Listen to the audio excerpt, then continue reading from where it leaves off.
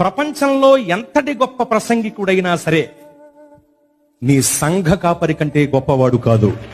మీకోసం నేను ప్రార్థన చేస్తానా?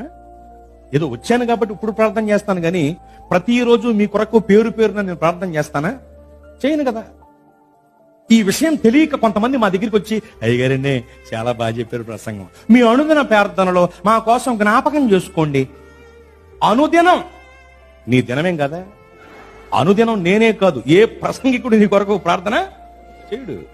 ఏదో ఒకవేళ చేస్తే అందరి కొరకు ఒకటే ప్రార్థన, పప్పును రుబ్బులేసి రుబ్బేసినట్టు. ప్రభువా చాలా మంది ప్రార్థన చేయమని అడిగారు నాయన, కానీ వాళ్ళ పేర్లు నాకు గుర్తులేవు నాయన.